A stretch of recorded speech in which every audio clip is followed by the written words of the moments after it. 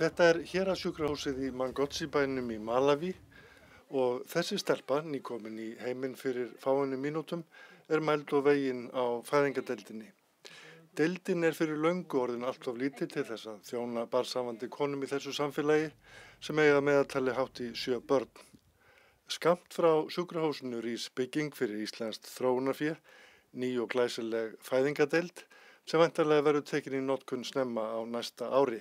Iðnaðarmenn er að leggja loka hönd á frágang og mæður í Mangotsi bíða spenntar eftir því að fá tækifæri til að fæða börn við betri aðstæður en þær eru vanar á gömlu fæðingardeildinni. The obvious changes would be, I think the number of clients which we're going to be handling at.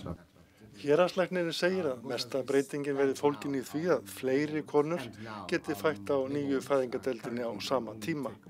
Í núverandi aðstæðum geti aðeins 6-7 konur fætt samtímis, en 12 konur þegar nýja deildin verður opnuð og það breyti mjög miklu. Það nefnir líka gerbreyttar og betri aðstæður við ungbarnaeftirlit og þjónustu við barnshafandi konur.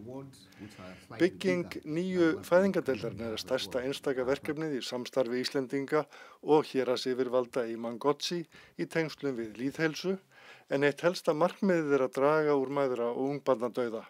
Auk fæðingardeildarinnar í Mangotsi-bænum eru 4 aðrar minni fæðingardeildir reistar í dreifbýli á fyrstu 4 árum samstarfsins. En hvernig hafa framkvæmdir gengið? Það hafa nú gengið upp og ofan.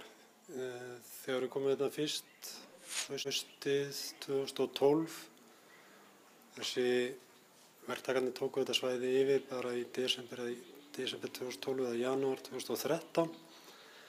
Og þá var gert ráð fyrir að þetta er tilbúið fljótlega að snemma árs 2014 og núna er 2015 að verða búið, en við sjáum fyrir endan á því. Ástæðuna fyrir því að þetta hefur gengið hægar heldur en tilstóð eru margir samverkandi þættir.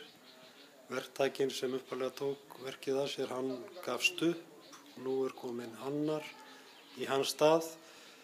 Útboð vegna tækjakaupa, þau hafa gengið, þau tóku lengri tíma heldur en tilstóð og voru alls hnökrar á því, en þetta er nú held ég allt komið í réttan farveg og við sjáum fyrir okkur að þessu ljúki snemma á næsta ári.